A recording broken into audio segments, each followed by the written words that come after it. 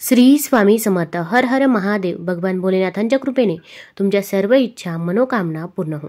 इंग्रजी वर्षांचा फेब्रुवारी महिना आणि मराठी वर्षाचा माघ महिना सुरू आहे. माघ महिन्यात अतिशय पुण्य फलदायी व्रत सण साजरे केले जातात. माघ महिना अनेक अर्थाने महत्त्वाचा मानला जातो. 144 वर्षांनी येणारा महाकुंभ मेळा देखील सुरू आहे. सोमवारी 10 फेब्रुवारीला माघ महिन्यातील सोम प्रदोष व्रत आहे. सोमवार आणि प्रदोष व्रत महादेव शिवशंकरांना समर्पित असल्याने या दिवशी केलेले शिवपूजन, नामस्मरण, शिवमंत्राचा जप अतिशय फलदायी मानला जातो. आता या दिवशी जर आपण काही उपाय केले, काही सेवा केल्या तर त्या देखील खूप खूप प्रभावी ठरतात. भरपूर वेळा आपल्या आयुष्यामध्ये अनेक अडचणी, अडथळे, संकटे असतात आणि ते काही संपायचं नाव घेत नाही. आता संकट येणारच नाही असं तर होणार नाही, पण आपण संकटाचा वेग मात्र नक्कीच कमी करू शकतो. तसेच आपण मेहनत तर घेत असतो, पण मेहनतीचे देखील आपल्याला पाहिजे तसे फळ हे काही केल्या मिळत नाही. मग आपल्या कष्टाला नशिबाची साथ मिळण्यासाठी, आपल्या आयुष्यातील दुःख, दारिद्र्य, गरिबी दूर होण्यासाठी या दिवशी कोणते उपाय करावे, कोणत्या सेवा कराव्या याबद्दलची सर्व माहिती आपण आज या व्हिडिओमधून जाणून घेणार आहोत. तत्पूर्वी तुम्ही चॅनलमध्ये नवीन असाल तर चॅनल लाईक करा व सबस्क्राईब देखील करा. कमेंटमध्ये श्री स्वामी समर्थ किंवा हर हर महादेव, ओम नमः शिवाय लिहायला विसरू नका, जेणेकरून आपल्याला भगवान भोलेनाथांचा आशीर्वाद मिळेल. आता या दिवशी आपण सकाळी लवकरच उठायचं आहे. अगदी तुम्ही ब्रह्ममुहूर्तावरती उठलं तरी पण चालेल. ब्रह्ममुहूर्तावरती आपण जी काही पूजा करतो, सेवा करतो, त्या सेवेचे आपल्याला अगणित फळ मिळत असते. कारण की त्या वेळेमध्ये वातावरणामध्ये देखील शांतता असते आणि आपण जी काही पूजा करतो, सेवा करतो त्या सेवेमध्ये देखील आपले लक्ष लागत असते. आता उद्या सकाळी लवकर उठायचं आहे. अंघोळ करताना आपण अंघोळीच्या पाण्यामध्ये 2 थेंब गंगाजल टाकायचं आहे. तसेच थोडेसे काळे तीळ टाकायचं आहे, कच्चं दूध टाकायचं आहे आणि या पाण्याने आपल्याला अंघोळ करायची आहे. आता या दिवशी पवित्र तीर्थस्थानी स्नान करणे याला खूप महत्त्व आहे, पण आपल्याला अशा ठिकाणी जाणे शक्य होत नाही. म्हणून आपण घरीच अंघोळीच्या पाण्यामध्ये या वस्तू टाकून अंघोळ कराव्या. तसेच अंघोळ करत असताना आपण गंगेच्या, यमुनेचैव गोदावरी सरस्वती नर्मदे सिंधू कावेरी जलेस्मिन सन्निधिं कुरु या मंत्राचा जप करत अंघोळ करायची आहे. यामुळे आपल्याला पवित्र तीर्थस्थानी स्नान केल्याचे पुण्यफळ हे प्राप्त होत असते. आता या दिवशी आपल्याला भगवान भोलेनाथांची पूजा करायची आहे, सेवा करायची आहे, त्यासोबत उपाय देखील करायचे आहे. आता आपल्या घरामध्ये जर शिवलिंग असेल तर आपण घरी उपाय सेवा करू शकता आणि जर आपल्या जवळ जर शिव मंदिर असेल तर आवर्जून तुम्ही शिव मंदिरामध्ये जाण्याचा प्रयत्न करा. कारण की जेवढी मंदिरामध्ये सकारात्मक ऊर्जा असते तेवढी आपल्या घरामध्ये नसते. तसेच मंदिरामध्ये भरपूर पूजा पाठ देखील केले जातात. त्यामुळे आपण उद्या मंदिरामध्ये जायचं आहे. आपल्या इथे जिथे पण जवळपास शिव मंदिर असेल तिथे आपण जाऊ शकता किंवा तिथे जाणे शक्य नसेल तर घरी पूजा सेवा केली तरी पण चालेल. आपल्याला या सोम प्रदोष दिवशी महादेवांना एक फूल अर्पण करायचं आहे. अळशीच्या फुलाने पूजा केल्यास मनुष्य सर्व देवतांना प्रिय होतो असे म्हणतात. तसेच शमीच्या पानांनी पूजा केल्यास मोक्ष मिळतो. कण्हेरच्या फुलांनी पूजा केली तर मनुष्याला सुख, शांती, समृद्धी मिळते. लाल देठ असलेले धोत्र्याचे फूल पूजेत वापरणे अधिक शुभ आणि फलदायी मानले गेले आहे. बेलाची फुले वाहिल्यास इच्छित जोडीदार मिळतो. जुईच्या फुलांनी पूजा केल्यास व्यवसायात तसेच धनधान्यात कधीच कमतरता निर्माण होत नाही. आता आपल्याला यापैकी कोणतंही फूल किंवा पान जर शक्य असेल तर या दिवशी आवर्जून महादेवांना अर्पण करावं. पण या दिवशी गोकर्णीचं फूल हे महादेवांना अर्पण कसं करायचं, ते अर्पण करताना आपण कोणता उपाय करावा की ज्यामुळे आपल्या घरामध्ये सुख, शांती, समृद्धी येईल, घरामध्ये पैसा येईल, आपल्या आर्थिक टंचाई दूर होईल, आपली इच्छा पूर्ती होईल, हे आपण बघणार आहोत. वास्तुशास्त्रात गोकर्णीचं फूल म्हणजेच अपराजिता हे सुख, समृद्धी आणि नशिबाचे प्रतीक मानले जाते. गोकर्ण फुलाचा उपयोग महादेव, विष्णू, शनिदेव, देवी लक्ष्मी आणि दुर्गा देवीच्या पूजेत केला जातो. गोकर्ण फुलाचे अनेक फायदे शास्त्रात सांगण्यात आले आहे. गोकर्णीमुळे माता लक्ष्मी प्रसन्न होते आणि कुटुंबात सुख समृद्धी नांदते. गोकर्ण फुलाला अपराजिता, विष्णुप्रिया, विष्णुकांता इत्यादी नावांनी देखील ओळखले जाते. गोकर्णी धनाची देवी लक्ष्मीशी संबंधित आहे.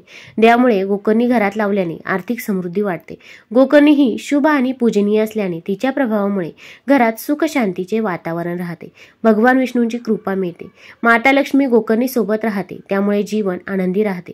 कुंडलीत शनिदेवाची स्थिती वाईट असेल तरीही गोकर्ण खूप फायदेशीर आहे. गोकर्ण फुलाने शनिदेवाचा कोप शांत राहतो आणि घरातील सदस्यांचे मन स्थिर राहते. यामुळे असे मानले जाते की घरामध्ये सकारात्मकता राहते आणि सर्व कामे व्यवस्थित होतात. आता आपल्याला गोकर्णीचं फूल या दिवशी तोडायचं आहे. निळ्या रंगाचं आपण गोकर्णीचं फूल हे घेऊ शकता. अगदी तुम्हाला कुठेही सहज मिळून जाईल. गोकर्णीची आपण 2 फुले घ्यायची आहे. आपण महादेवांच्या मंदिरात जायचं आहे. आता हा उपाय अगदी आपल्याला प्रदोष काळामध्ये करणे शक्य असेल तर आवर्जून प्रदोष काळामध्ये करण्याचा प्रयत्न करा. प्रदोष काळामध्ये जर करणे शक्य नसेल तर तुम्हाला जेव्हा वेळ मिळेल तेव्हा तुम्ही या दिवशी नक्की हा उपाय करू शकता। आपण गोकर्णीचे 2 फुलं घ्यायचे आहे। सर्वात प्रथम आपण नंदी महाराजांच्या पायावरती पाणी घालायचं आहे। जो उठता पाय असेल तर त्या पायावरती आपण पाणी घालायचं आहे। त्यानंतर महादेवाच्या मंदिरामध्ये जायचं आहे। आपल्याला तेथील साफसफाई करणे शक्य असेल तर आवर्जून आपण तिथली साफसफाई करू शकता। यामुळे आपल्या आयुष्यातील दुःख, दारिद्र्य, गरिबी दूर होण्यास मदत होत असते असे म्हणतात। आपण तिथे फुले असतील किंवा पाणी असतील तर ती एका साईडला काढून ठेवली तरी पण चालेल। आपण पहिल्यांदा एक तांब्या भरून पाणी घ्यायचं आहे। आपल्या घरामध्ये जर गंगाजल असेल तर पाण्यामध्ये 2 थेंब गंगाजल टाका किंवा शुद्ध जलाचा वापर केला तरी पण चालेल।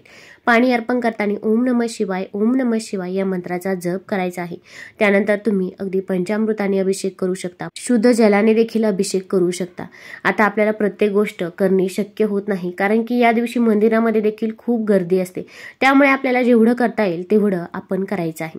आता हे अर्पण केल्यानंतर आपण महादेवांना साज शृंगार करायचा आहे। महादेवांना साज शृंगार अतिशय प्रिय आहे। मग आपण त्यांना धोत्र्याची फुले अर्पण करू शकता किंवा अगदी सफेद फुले अर्पण केली तरी पण चालेल। तसेच महादेवांना आपण चंदन लावायचं आहे, भस्म लावायचं आहे। यानंतर बेलपत्र असेल तर बेलपत्र अर्पण करावं, शमीपत्र अर्पण करावं। तसेच धोत्र्याचं फूल, धोत्र्याचं फळ देखील आपण महादेवांना अर्पण करायचं आहे। त्यानंतर आपण जी गोकर्णीची 2 फुले घेतली होती तर ती फुले हातामध्ये घ्यायची आहे। एका फुलामध्ये आपल्याला मधोमध हळद टाकायची आहे।